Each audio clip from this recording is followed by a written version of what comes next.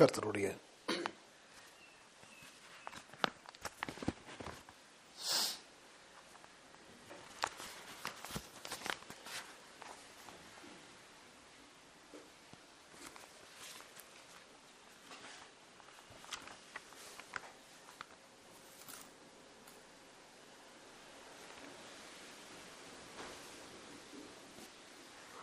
மணவாட்டி என்று சொல்லக்கூடிய ஒரு கூட்டம் பூமியில் இருக்குமானால் அது தற்பொழுது என்ன செய்து கொண்டிருக்கும் என்கின்ற காரியத்தை சென்ற செய்தியிலே சிந்தித்தோம்.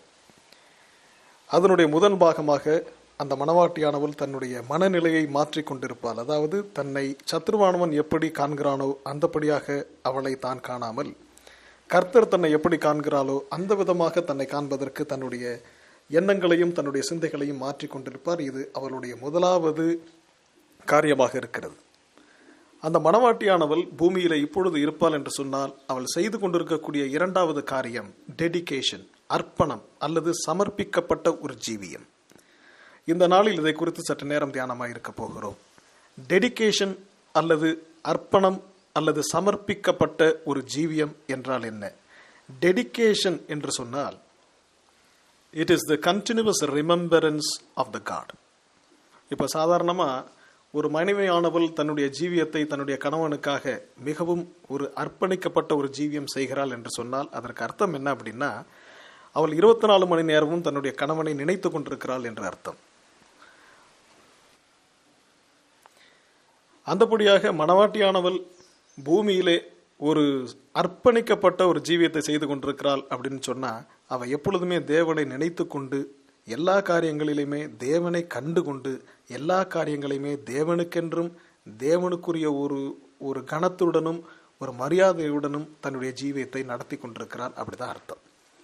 இப்போ மணவாட்டி என்பவள் தன்னுடைய சரீரத்திலும் ஒரு அர்ப்பணிக்கப்பட்ட ஒரு ஜீவியத்தையும் தன்னுடைய சிந்தையிலும் ஒரு அர்ப்பணிக்கப்பட்ட ஒரு ஜீவியத்தையும் தன்னுடைய ஆவியிலும் ஒரு அர்ப்பணிக்கப்பட்ட ஜீவியத்தையும் தன்னுடைய ஆன்மாவிலும் ஒரு அர்ப்பணிக்கப்பட்ட ஒரு ஜீவியத்தையும் செய்து கொண்டிருப்பாள். இதைத்தான் பிரைடல் பிஹேவியர், மணவாட்டிக்கு உரிய ஒரு நடத்தை அப்படின்னு சொல்லி எபிரேயர் அப்படின்னு தீர்க்கதரிசி பேசிய ஒரு மிகப்பெரிய சீரீஸ்ல அவர் இந்த புத்தகத்துல சொல்லி இருக்கிறார். இது பிரைடல் பிஹேவியர் அப்படிங்கிறார். ஹீப்ரூஸ் புத்தகம் 1வது புத்தகத்துல ஒரு 8வது பேரால இதை சொல்றாரு. எல்லாவற்றையும் கர்த்தருக்கென்று ஒரு அர்ப்பணிக்கப்பட்ட ஒரு ஜீவியத்தை செய்வதுதான் இந்த மணவாட்டியினுடைய ஒரு பிஹேவியர், பிரைடல் பிஹேவியர், மணவாட்டிக்கு உரிய ஒரு நடத்தையாக இருக்கிறது அப்படின்னு சொல்றார். இப்ப சாதாரணமாகவே ஒவ்வொருவருக்கும் ஒரு வெளிப்பாடு கிடைக்கிறது அப்படின்னு சொன்னா அந்த வெளிப்பாடு கிடைப்பதற்கான ஒரு பர்பஸ் என்ன, அந்த வெளிப்பாடு கிடைப்பதற்கான கர்த்தருக்குரிய ஒரு நோக்கம் என்ன அப்படின்னு பார்த்தாக்க உங்களுடைய அறிவை பெருக்கிக் கொள்வதற்காக வருவது வெளிப்பாடு அல்ல, நிச்சயமாக கிடையாது. அதே ஹீப்ரு அந்த 1வது பாகத்திலே 22வது பக்கத்தில் 142வது பேராகிராஃபில் இதை சொல்றாரு. ஒருவருக்கு ஒரு வெளிப்பாடு வருகிறது என்று சொன்னால் அந்த வெளிப்பாடு வருகிறதற்கான நோக்கம் இந்த உலகத்தின் காரியங்களை விட்டுவிட்டு கர்த்தரோடு கூட கர்த்தருக்கென்று அவரோடு கூட நடந்து செல்வதற்காகவே மணவாட்டிக்கு வெளிப்பாடுகள் தரப்படுகிறது. அப்ப அதுதான் ஒரு டெடிகேஷன், ஒரு அர்ப்பணம். அநேக காரியங்களை நீங்கள் தெரிந்து கொண்டு அந்த தெரிந்து கொண்டதன் விளைவாக உங்களுடைய ஜீவியத்தை தேவனுக்கென்று ஒரு அர்ப்பணிக்கப்பட்ட ஒரு சமர்ப்பணத்தோடு கூட தேவனுக்காக நடந்து செல்வதுதான் நீங்கள் செய்யக்கூடிய இரண்டாவது காரியமாக இருக்கிறது. மணவாற்றி என்று ஒரு கூட்டம் பூமியில் இருக்குமானால் அது செய்யக்கூடிய இரண்டாவது காரியம் ஒரு 100% அர்ப்பணிக்கப்பட்ட ஒரு 100% சமர்ப்பிக்கப்பட்ட ஒரு ஜீவியத்தை செய்து கொண்டிருக்கும். இதுல பாத்தீங்கன்னு சொன்னாக்க அது சபைக்குரிய காரியங்களாக இருந்தாலும் சரி அல்லது உலகத்திற்குரிய காரியமாக இருந்தாலும் சரி அல்லது வீட்டில் இருக்கக்கூடிய காரியமாக இருந்தாலும் சரி எதுவாக இருந்தாலும் ஒரு 100% ஒரு அர்ப்பணிக்கப்பட்ட ஒரு சமர்ப்பிக்கப்பட்ட ஒரு ஜீவியம் செய்யும். அதனாலதான் பவுல் சொல்றார், ஒருவன் தீர்க்க தரிசனம் சொல்லுகிறான், அந்த நேரத்தில் வேறொரு மனிதனுக்கு ஒரு காரியம் வெளிப்படுகிறது என்றால் ஒவ்வொருவனாக சொல்லட்டும், தீர்க்கதரிசிகளின் ஆவி தீர்க்கதரிசிகளுக்கு அடங்கி இருக்கிறதே, சகலமும் ஒழுங்கும் கிரமமுமாக செய்யப்பட வேண்டும். கிரமம் என்று சொன்னால் ஆர்டர்லி பிஹேவியர். அதற்கு ஆப்போசிட் டிசார்டர்லி. எப்படி வேணாலும் இருக்கலாம், எதை வேண்டுமானாலும் செய்யலாம், எதை வேண்டுமானாலும் பேசலாம். இதுவல்ல ஒரு சமர்ப்பிக்கப்பட்ட ஒரு அர்ப்பணிக்கப்பட்ட ஒரு ஜீவியம். சகலமும் ஒழுங்கும் கிரமமுமாக நடக்க வேண்டும். எடுத்துக்காட்டாக நம்முடைய அருமையான தீர்க்கதரிசி வில்லியம் மரியன் பிரண்ணாம் அவர்கள் அவருடைய கண் ஒரு முறை ஒரு ஆக்சிடென்ட்டிலே அவர் கண்களை பார்வையை இழந்தபோது அவர் ஒரு பொருத்தனை வைக்கிறார். என்னுடைய கண் திரும்ப வருமானால் நான் சரியான காரியங்களை மட்டுமே பார்ப்பேன் என்று ஒரு டெடிகேஷனுக்குரிய ஒரு பொருத்தனையை செய்து கொள்ளுகிறார். அதன் விளைவாக என்ன செய்கிறார்? அவர் கண் வந்த பிறகு அவருடைய காரில் மாட்டியிருக்கக்கூடிய ஒரு சிலுவையை அரைகுறையாக ஆடை அணிந்த பெண்கள் ரோட்டிலே நடந்து செல்கிற போது என்னுடைய பார்வையை அவர்களிடமிருந்து திருப்பி எனக்காக ஜீவனை விட்ட என்னுடைய கர்த்தராகி இயேசு கிறிஸ்துவின் சிலுவையை நான் நோக்கி பார்க்கிறேன் என்று சொல்லுகிறார். இதுதான் ஒரு அர்ப்பணம். அவர் தன்னுடைய கண்களை அர்ப்பணம் செய்தார், தன்னுடைய கண்களை சமர்ப்பணம் செய்தார். மணவாட்டி எப்படி இருப்பால்? தன்னுடைய ஜீவியத்தில் உள்ள எல்லா காரியங்களையுமே அவள் சமர்ப்பணம் செய்தவளாக ஜீவித்துக் கொண்டிருப்பாள்.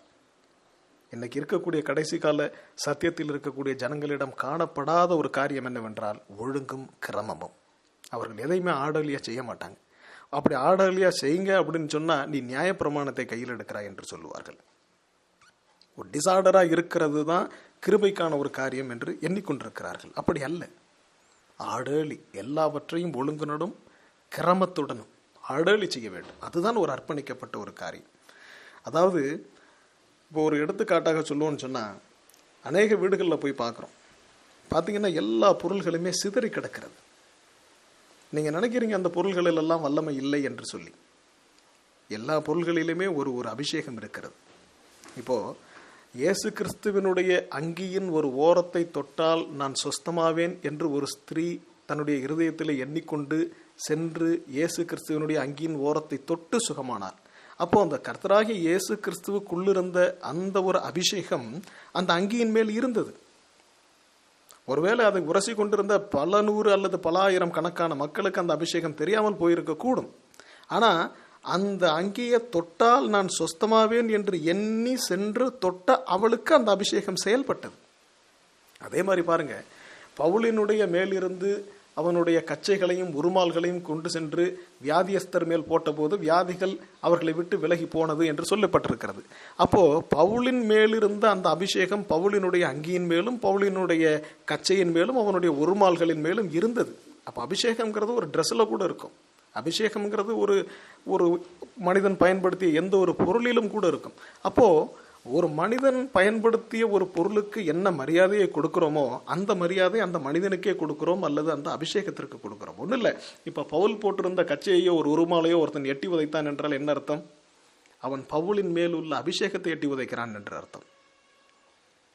ஒருத்தன் அதை தூக்கி போடுறான் அப்படின்னு என்ன அர்த்தம்? அவன் பவுலை தூக்கி போடுகிறான் அல்லது பவுலுக்கு மேல் இருந்த அபிஷேகத்தை அசட்டை பண்ணுகிறான் என்று அர்த்தம்.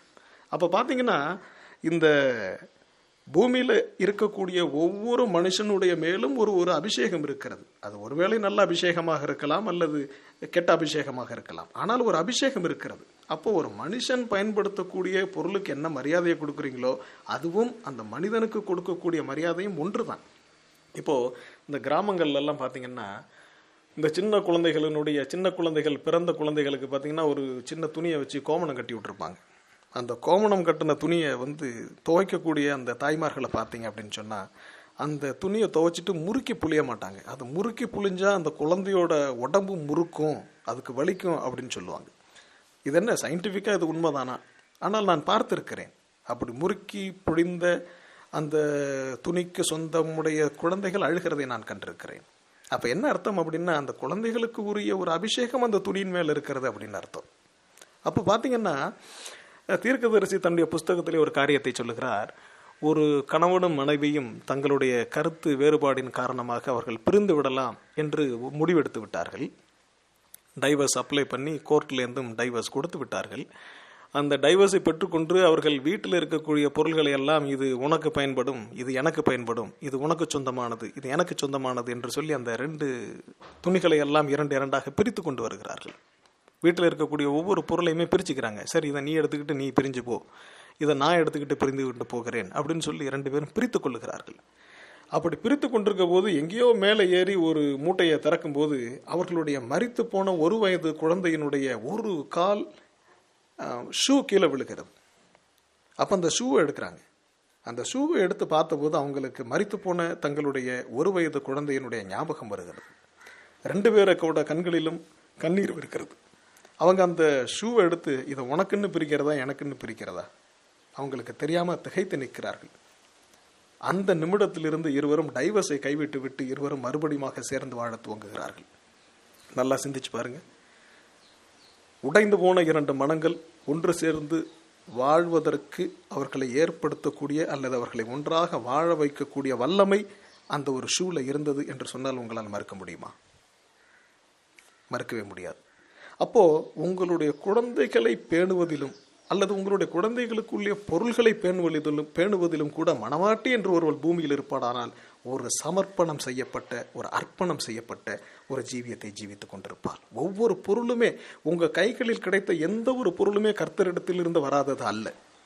அப்ப கர்த்தரிடத்திலிருந்து வந்த ஒரு பொருளுக்கு நீங்க என்ன சமர்ப்பணத்தோடு, என்ன ஒரு அர்ப்பணத்தோடு ஒரு ஜீவியம் செய்கிறீர்களோ அது கர்த்தருக்கே நீங்கள் செய்யக்கூடிய ஒரு ஜீவியம். ஒரு வீட்டில் போய் பார்க்குறேன், ஒரு சின்ன பையன் ஒண்ணுக்கு இருந்துட்டான். அந்த அம்மா என்ன செய்யுது, அந்த பையனோட டவுசரையே கலட்டி அந்த ஒண்ணுக்கு மேலே போட்டு காலால் அந்த ஒண்ணுக்கு தொடச்சிக்கிட்டு இருக்குது. பாருங்க எவ்வளவு ஒரு அர்ப்பணிக்கப்பட்ட ஒரு ஜீவியம் என்று. அது அந்த குழந்தையே மிதிப்பதற்கு சமானம் அல்லவா? என்ன ஒரு அர்ப்பணிக்கப்பட்ட ஒரு ஜீவியம் என்று பாருங்கள். ஒரு வீட்டில் போய் பார்க்குறேன், வீடு பூரா செய்தி புத்தகம் அப்படியே பிஞ்சு பிஞ்சு வீடு பூரா கிடக்கிறது. அதுதான் செய்திக்கு கொடுக்கக்கூடிய ஒரு மரியாதையா? அதுதான் செய்திக்காக நீங்கள் ஒரு அர்ப்பணிக்கப்பட்ட ஒரு ஜீவியம் செய்வதா? ஒரு வீட்டில் பார்க்குறேன், படுத்துக்கிட்டு பைபிள் படிச்சுக்கிட்டு இருக்கான். அவன் படுத்துக்கிட்டு பைபிளை படித்து முடிச்சுட்டு தலையிலேயே பைபிளை வச்சுக்கிட்டு படுத்துக்கிட்டான். கொஞ்ச நேரத்தில் காற்று வரலன்னு தலையை அந்த பக்கம் மாற்றி வச்சு காலை தூக்கி பைபிள் மேலே வச்சுட்டு தூங்கிக்கிட்டு இருக்கிறான். இதுதான் நீங்கள் சமர்ப்பிக்கப்பட்ட ஒரு அர்ப்பணம் செய்யப்பட்ட ஒரு ஜீவியம் ஜீவிப்பதா? ஒவ்வொரு பொருளும் உங்களுக்கு தேவனிடத்தில் இருந்து வருகிறது. நீங்கள் அந்த பொருளுக்கு என்ன மரியாதை கொடுக்கிறீர்களோ அதே மரியாதை தான் அந்த பொருளை உங்களுக்கு கொடுத்த தேவனுக்கு கொடுக்கிறீர்கள். எந்த ஒரு காரியத்திலும் ஒரு அர்ப்பணிக்கப்பட்ட ஒரு ஜீவியம், ஒரு சமர்ப்பணம் செய்யப்பட்ட ஒரு ஜீவியம் செய்ய வேண்டும். அப்போ நல்லா கவனிங்க, உங்களுக்கு எந்த காரியம் உங்களுக்கு தேவனிடத்தில் இருந்து வரவில்லை. நமக்கெல்லாம் பார்த்தீங்கன்னா அந்த அர்ப்பணிக்கப்பட்ட ஜீவியம் இல்லாத காரணத்தினால தான் நம்மளுடைய எனர்ஜியே கம்மியாகி போய் நம்ம அலைஞ்சிக்கிட்டு இருக்கிறோம். எதற்கெடுத்தாலும் சோர்வுகள், எதற்கெடுத்தாலும் சஞ்சலங்கள். காரணம், நமக்கு அந்த அர்ப்பணிக்கப்பட்ட ஜீவியம் இல்லை. அதுதான் காரணம். ஒரு இடத்துல பார்த்தீங்கன்னா ஒரு செய்தியில் சொல்கிறாரு, த கிறிஸ்டியானிட்டி வெர்சஸ் ஐடலாட்ரி. அந்த மெசேஜில் சொல்கிறாரு, அநேக மிஷனரிமார்களை நான் பார்க்கிறேன். அவர்கள் பிரசங்கிக்கிற போது வியாதிகள் சுஸ்தமாகிறது, எல்லோரும் மனம் திரும்புகிறார்கள். இது போன்ற வல்லமையெல்லாம் அவர்களுக்கு எங்கிருந்து கிடைக்கிறது என்று சொன்னால், அவர்கள் தேவனுக்கு முன்பாக தங்களை தாழ்த்தி கொண்டு ஒரு ஹம்பிள் லைஃப், ஒரு ஹியூமிலிட்டி, அந்த தாழ்த்தி கொண்டு அவர்கள் ஜீவிக்கக்கூடிய அந்த ஜீவியத்திலிருந்து தான் அவர்களுக்கு அந்த வல்லமை கிடைக்கிறது அப்படின்னு சொல்றாரு. அப்போ இன்னைக்கு நம்ம ஒவ்வொரு காரியத்திலும் ஒரு சமர்ப்பிக்கப்பட்ட, ஒரு அர்ப்பணிக்கப்பட்ட ஒரு ஜீவியம் நீங்கள் செய்வீர்கள் என்று சொன்னால், உங்களுக்கு இருக்கக்கூடிய ஒவ்வொரு பொருளிலும் கூட அந்த கர்த்தரானவர் உங்களுக்கு தந்த அந்த ஒரு கிருபை இருக்கிறது என்று ஒரு அர்ப்பணிக்கப்பட்ட ஒரு சமர்ப்பிக்கப்பட்ட ஒரு ஜீவியம் நீங்கள் செய்வீர்கள் என்று சொன்னால் உங்களுக்கும் அந்த வல்லமை வரும். அதிகபட்சமாக எனர்ஜி உங்கள் உடம்புல இருந்து எந்த காரியத்தையும் சோர்வோடு வல்ல உற்சாகத்தோடு செய்வீர்கள். இப்போ ஒரு எடுத்துக்காட்டை உங்களுக்கு சொல்றேன். அந்த ரெபேக்காள் அந்த கிணற்றண்டையில், அந்த துறவண்டையில் நின்றார். சாதாரணமாக ஒரு துறவு என்று சொன்னால் ஒரு 40 அடி ஆழம் இருக்கும். அந்த துறவண்டையில் நிற்கக்கூடிய அந்த ரெபேக்காள் அவளை பார்த்து எலியேசர் கேட்குறான், எனக்கு கொஞ்சம் தாகத்துக்கு தண்ணீர் தருவியா அப்படின்னு கேட்குறான். உடனே ரெபேக்காள், நான் உனக்கும் உண்டு தருவேன், உன்னுடைய ஒட்டகங்களுக்கும் நான் முண்டு ஊற்றுவேன் அப்படின்னு சொல்கிறான். ஒரு ஒட்டகம் குறைஞ்சபட்சம் ஒரு 14-15 குடம் தண்ணி குடிச்சிச்சுன்னா 10 ஒட்டகமும் சேர்ந்து ஒரு 150 குடம் தண்ணி குடிக்கும். அப்போது எலியேசருக்கு சேர்த்து ஒரு குடம் 151 குடம், ரெபேக்காளுக்கு சேர்த்து ஒரு குடம் 152 குடம். ஒரு 40 அடி துறவுல இறங்கி ஒரு 152 குடம் தண்ணீரை தூக்கி கொண்டு வெளியே ஊற்றணும் அப்படின்னு சொன்னால் இதை நினைக்கையிலேயே உடம்பு வலிக்கும். ஆனால் ரெபேக்காளுக்கு அந்த காரியத்தை செய்து முடிப்போம் என்கின்ற உற்சாகம் இருந்தது. எதற்கு? அவள் தன்னை அந்த மணவாளனுக்கு சமர்ப்பிக்கப்பட்ட ஒரு ஜீவியத்தை அவள் ஏற்கனவே செய்து கொண்டிருந்தாள்.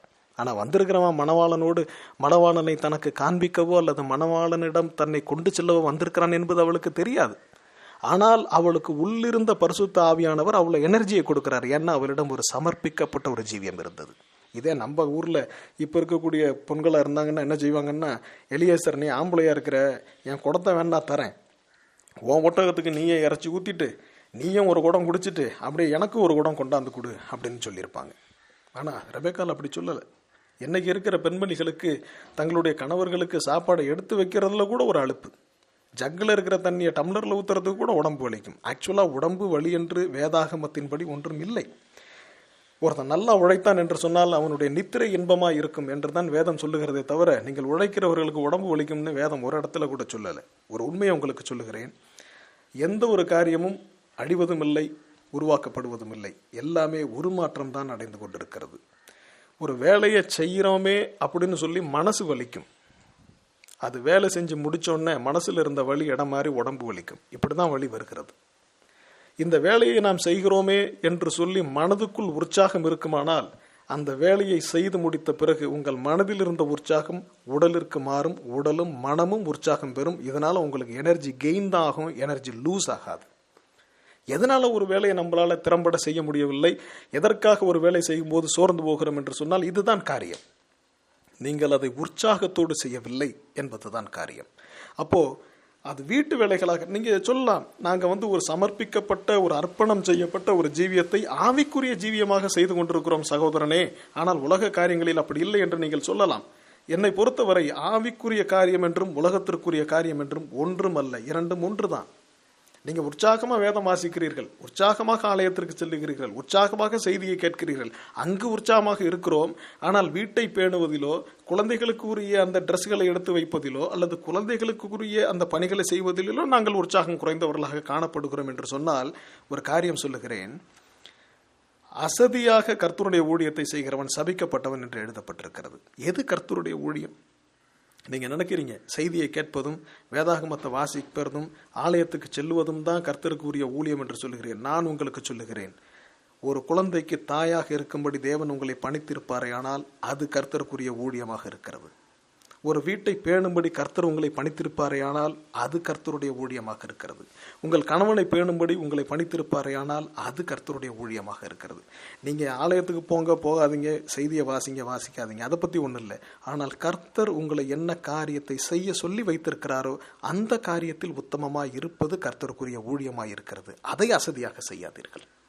அதை சமர்ப்பணத்தோடு, ஒரு அர்ப்பணத்தோடு, எந்த ஒரு காரியமாக இருந்தாலும் சரி, அது கர்த்தருக்கென்று, கர்த்தருடைய நாமத்தின் மகிமைக்கென்று, கர்த்தருக்காகவும் கர்த்தருக்கென்றும் ஒரு அர்ப்பணிப்போடும் சமர்ப்பணத்தோடும் அந்த காரியத்தை செய்யுங்கள்.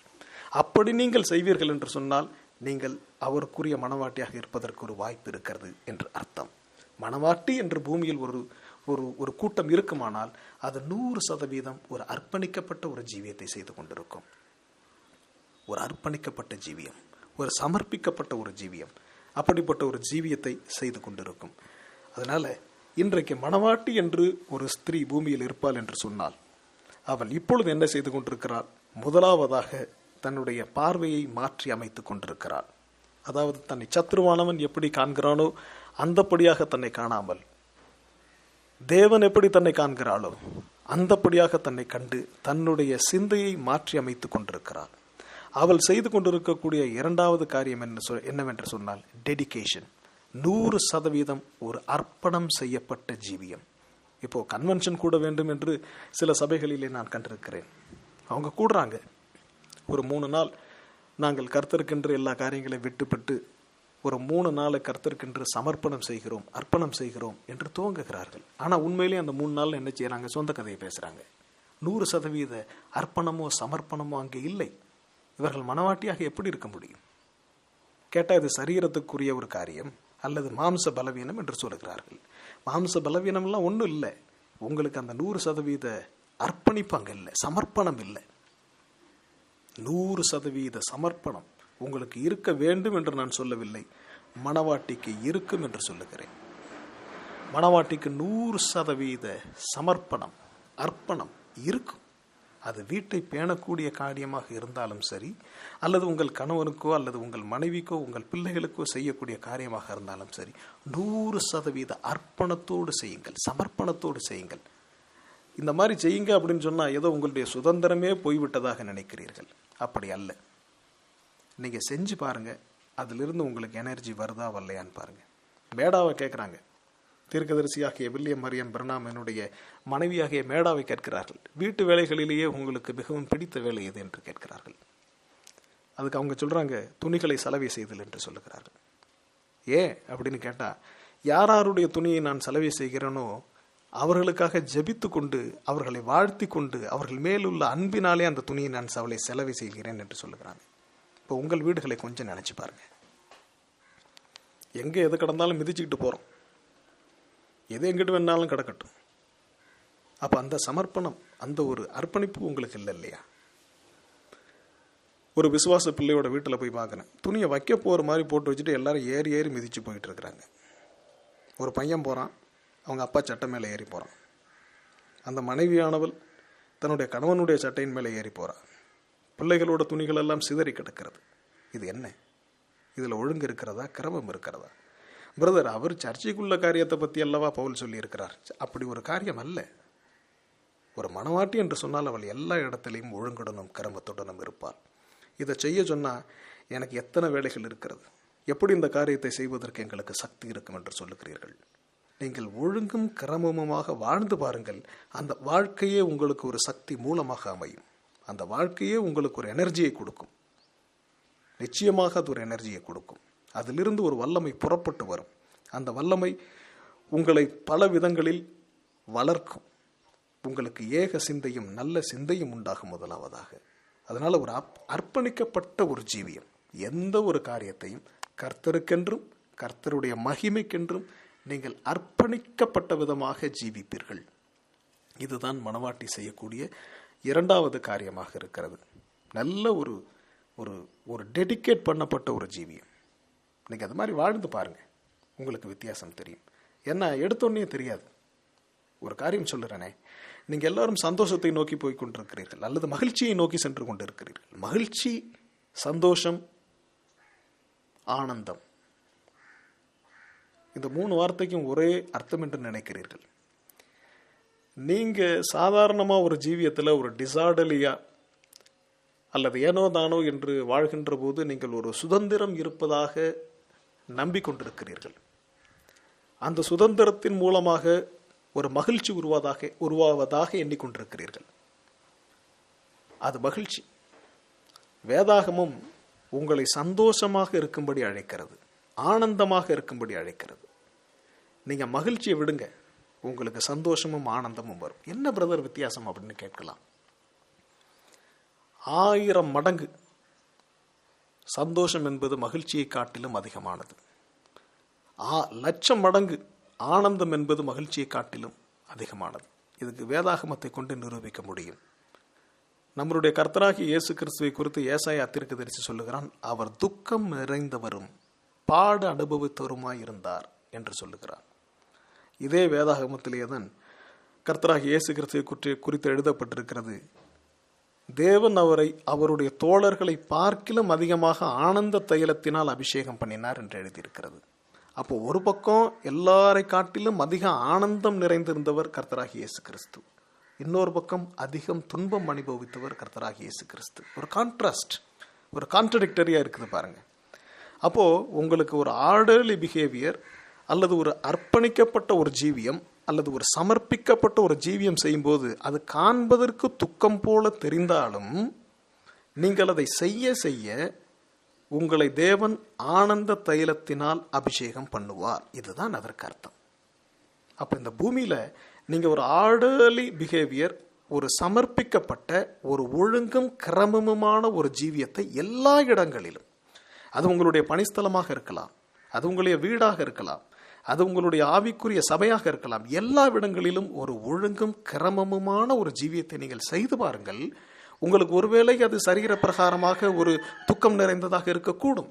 ஆனால் உங்களுடைய ஆவியிலும் ஆத்மாவிலும் உங்கள் மேலே ஒரு சந்தோஷமும் ஒரு ஆனந்தமுமான ஒரு அபிஷேகம் வந்து நிரம்பிக் கொண்டே இருக்கும். அதை வார்த்தைகளால் உங்களால் விளக்கி கூற முடியாது. அதனால தான் சொல்லுகிறேன், இன்னைக்கு மணவாட்டி என்பவள் பூமியிலே இருப்பாள் என்று சொன்னால் ஒரு 100% ஒரு சமர்ப்பணம் செய்யப்பட்ட ஒரு அர்ப்பணிக்கப்பட்ட ஒரு ஜீவியத்தை செய்து கொண்டிருப்பாள். ஆனபடினாலே நீங்கள் எதை செய்தாலும் 100% அர்ப்பணிப்போடு 100% சமர்ப்பணத்தோடு எந்த ஒரு காரியத்தையும் கர்த்தருக்கென்று செய்யுங்கள். அப்பொழுது சமாதானத்தின் தேவன் உங்களோடு கூட இருப்பார். அதனால வீட்டை பேணுவதானாலும் சரி, உங்களுடைய பிள்ளைகளுடைய பொருட்களை பேணுவதானாலும் சரி, எல்லாவற்றையும் ஆசீர்வதித்து கர்த்தருடைய நாமத்தினாலே எதையும் ஒரு டிசிப்ளினா செய்து பழகுங்க. ஒரு டிசிப்ளினா செய்து பழகுன்ற போது பார்த்தீங்கன்னா அதுக்குள்ளிருந்தே உங்களுக்கு ஒரு ஆற்றல் வரும், கண்டிப்பாக வரும். அப்படி உங்களுக்கு இந்த செய்தியின் மேலே நம்பிக்கை இல்லை என்று சொன்னால், எங்களுடைய அடுத்த செய்தி உங்களுக்கு வரும் வரையில் நீங்கள் என்னென்ன காரியத்தை செய்கிறீர்களோ அந்த காரியத்தில் எல்லாம் ஒரு முழு மனதுடன் ஒரு முழு அர்ப்பணத்துடன் கர்த்தருடைய மகிமைக்கென்று செய்து பாருங்கள். உங்களுக்கு அதனால் ஒரு மாற்றம் ஏற்படுமானால் கர்த்தரை ஸ்தோத்தரித்து நீங்கள் எங்களுக்கு தெரியப்படுத்தலாம். கர்த்தர் உங்களை ஆசீர்வதிப்பாராக. அடுத்த செய்தி வரும் வரை தேவன் உங்களோடு கூட இருப்பாராக. கர்த்தராகிய இயேசு கிறிஸ்துவின் நாமத்திற்கு மகிமை உண்டாவதாக. ஆமென்.